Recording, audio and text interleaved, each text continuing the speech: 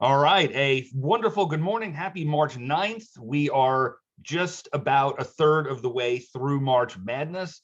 So it's time for a quick gut check just to see where we are on this, just to see what we need to do today, this morning, in the next hour, in the immediate minutes following this call. What are we going to do to improve where we are?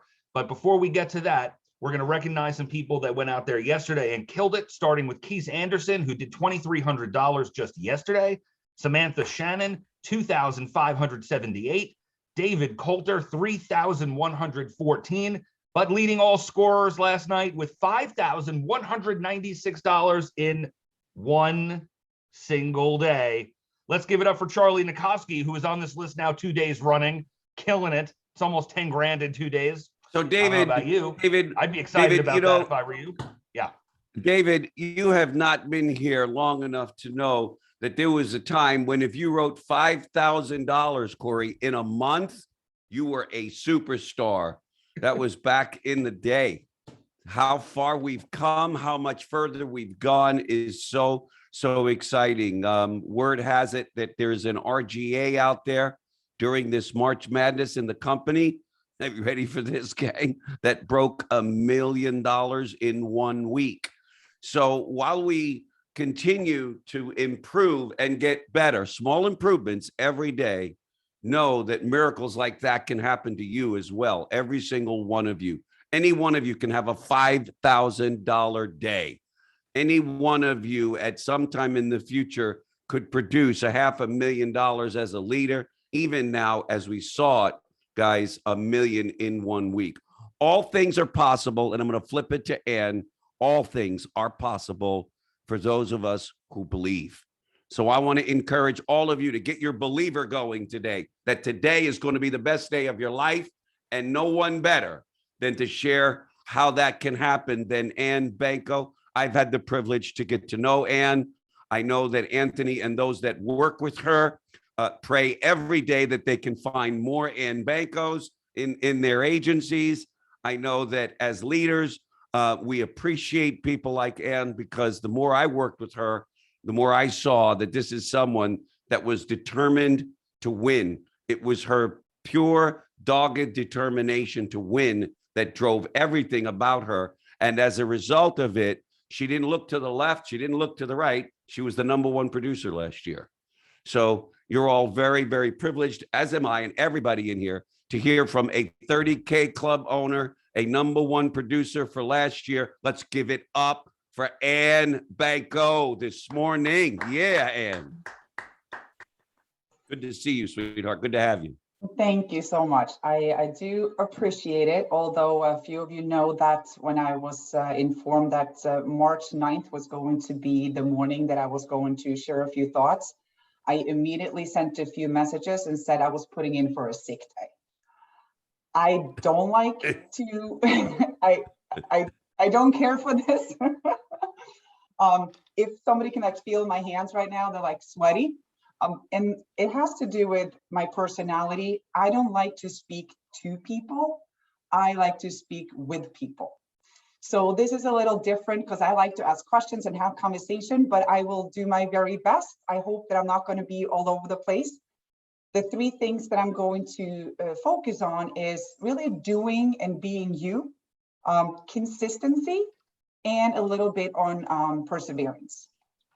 So I know at this point we are about a week plus into the contest, and I know some of you are at your goals and even above. And I know that there are also several people, including myself, that is not at their goal. And whether you are or not, I guess one of the things that I'm going to talk about is running your own race. That is something that I have always, maybe it's because I'm stubborn, I don't know, but I've run my own race, good or bad, but I can only do me best. So running your own race can apply to a 1-month contest as well as the other 11 months of the year. So let's talk about that. What do I mean with running my own race or running your race? Well, before this contest, what did you say that you were racing for? What was your goal? It might have been 10K, it might have been 50,000. Whatever your goal was, I would like you to kind of take a pause and think for a second of your why. Why did you set that goal? What did the goal represent to you? Put some feeling to it. Did it mean that you could pay bills with ease? Buy a pair of sneakers, I don't know, purse that you've been wanting? Does it mean taking the kids for vacation? Does it mean donate to your community? I know for me, traveling is a big thing. If right now you are behind on your goal, which I am as well, go back to your why. That's what I would encourage you. As in my experience, that have helped me move forward. I try not to get caught up in what others are doing. I encourage you to do you, because just do the you that makes you proud. Don't do the you that's slack on the couch, but do the you that makes you proud. And I'll be honest, for the month of March, I had a conversation with Ak, and my goal was very low. He's like, why? It was 20,000 at the time, and it was really just limited availability in my schedule. Excuse or not, both of my kids are athletes, and I do have an extremely busy schedule. I'm not going to lie, there are times I want to pull out my hair. I don't. But after carefully looking at each day of the month, and this is what I did, I literally went to Google. I found images online for the month of March. I printed out 5 copies. I sat down, I came up with a plan that could allow me to hit a higher numbers. So I mapped it out. And what it meant for me, I needed to make some adjustments. In my case, what it meant to do for me to reach my goal, I needed to hire bookers. Is I would not have been able to get the appointments I needed on my own. So I am now pushing for 30,000. And the only way I could see myself possibly doing that this month was because I mapped it out. Otherwise, it would have been all over the place and it would seem too intangible. My why for 30,000 this month is nothing heartfelt. It's simply, I want to do it again. And again, I'm pretty stubborn. So when I want something, I come up with a plan and I take action. When running your race, I think it's very important, not just in a contest, but for the rest of the year. You could set a goal for 2 and 5 years in the future. Again, I encourage you to find your goal, not somebody else's goal. Just own it, feel it, talk about it, feel good about it. It's yours. Don't set something that you don't feel good about. You can push yourself out of your comfort zone. That's the way you grow, right? You can do more than what you think, but you still need to feel good about it. And then again, ask yourself, why did you set your goal? What does it represent? And then the next question that you need to ask yourself is, what are the action steps you need to take to reach your goals? Very important to know. Like I said, I printed out and I mapped it out. I had somebody say to me one time, imagine driving to Kentucky. You have no GPS. You have no MapQuest. There's no map, nothing. You might be able to get to Kentucky by stopping at enough gas stations, but it's going to take you a long time to get there. So you need a map. So plan it, just like Jared talked about last week, your goals, map it out. And then ask yourself, are you willing to take those action steps necessary to reach those goals? If yes, then ask yourself, how bad do I want this? What are you willing to sacrifice to reach those goals? And this is the important, there is no right and no wrong. What one person is willing to do does not make it right or wrong, good or bad. They are running their race and you need to run yours. So an example for me, my kids are with me 50% of the time. So on the weekends, I have them. I will do Saturday appointments, but what I will not do is appointments before noon. And here's my why. I want the mornings to be relaxing, joyful. I want to make pancakes. I want to spend time with my kids. Then from 11 to 12, I watch my son play football. That brings me joy, and I know how much that means to him that I am there. Another example is that I want to have a healthy sit-down dinner 2 times per week. I will not sacrifice that for an extra appointment or 2, but what I will sacrifice is not going out Friday night with my friends. So you need to make choices. And I'm going to try not to cry, but for you moms out there, I can share with you that I made a promise to myself 15 years ago when my first was born, a year after, that I will not be the mom that will look back in 20 years wishing I was around more for the kids. So find out what works for you. I have a little bit more left here. I have a couple more notes. I think it's very also important distinction when it comes to running your race, not to confuse that by only doing things your way, not listening to people around you, the right people, of course. You have to be open and willing to learn and improve. I was born and raised in Norway. I can draw a parallel to cross-country skiing. You might be more familiar with Michael Phelps and swimming. What we do is an individual sport, if you want to call it. But as an athlete, they have so much support from a team of people. So think of anything from cardio training, technique training, nutrition, psychologists for that matter, and it takes a village. And that brings me over to the consistency, because think of all the practice and the consistent work that an athlete have been doing over the years to prepare for, an example, Olympics. It's not overnight. And to be consistent, this is a quote, to be consistent means that you will repeat what you are doing, and with each repetition, you will be better and better. Not perfect, okay? So be consistent means that you will repeat what you are doing, and with each repetition, you will be better and better. And I believe that with consistency, you need to kind of pair that up and embrace patience. Don't be too hard on yourself. Don't rush, don't compare. Put your blinders on a little bit, run your own race. Remember, success, as I say, is a journey, and it needs to be your journey. So in my journey, I have learned to better my emotions, which helps with my consistency. Does that mean that I never have the times that I'm angry, that I'm sad, that I'm frustrated, I want to throw in the towel? It seems like a very good option. I don't, but it seems very good at the time.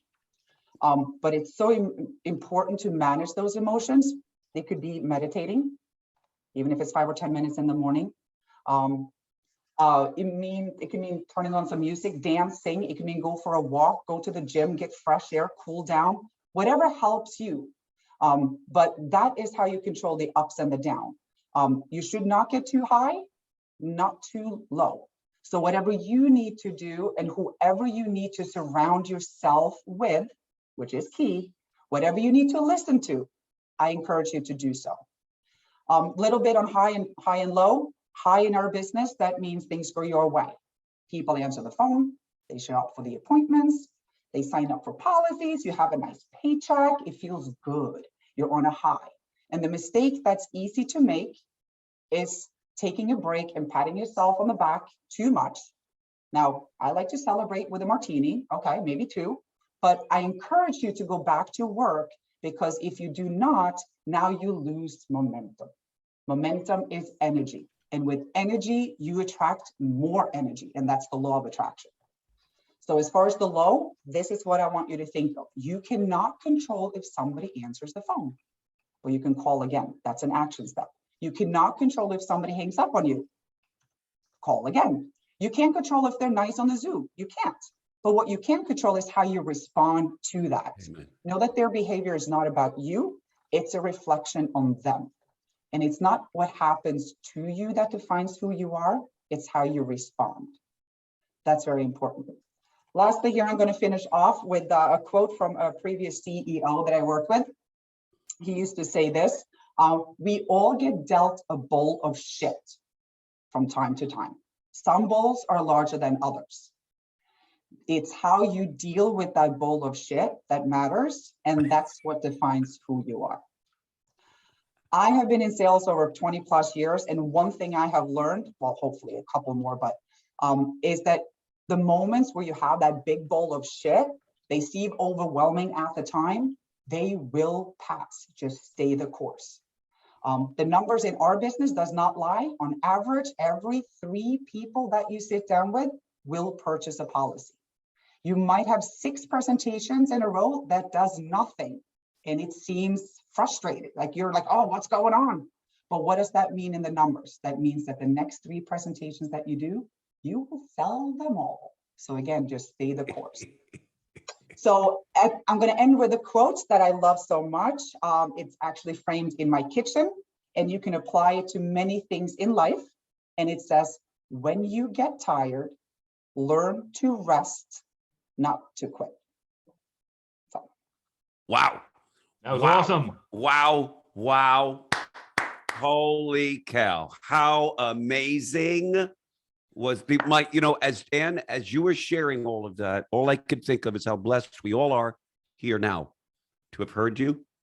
And I think about those, unfortunately, that aren't here to have heard you, because you've made a difference, I know, in my life today, right now. How many of you feel the same way? Like, that really, really was awesome. Straight up from Ann Banco. Wow. Thank you so much, Ann. Incredible. Thank you. Big heart out to you, girl. Thank you so much. David, anything else you want to add to this? Was that amazing? I saw you And you smiling knocked it like out of the crazy. park, and you're a dirty, rotten liar for telling me you were going to be nervous, because you weren't nervous. You delivered A+ work right there. Dirty, Thank rotten you. liar. Thank He you. calls her out with a bowl of shit. I love that. Ending it. But you just, because you just killed it. And I know you're smiling on the inside right now. You did a great job. I think you touched a lot of people's hearts and minds today, and that's really what these calls are all about. So make sure that you stay with us. We'll be back in with a video tomorrow with our top producers from today. Let's get up there at the top of the list like Charlie did last night. Make it an amazing day, everybody. Thank you.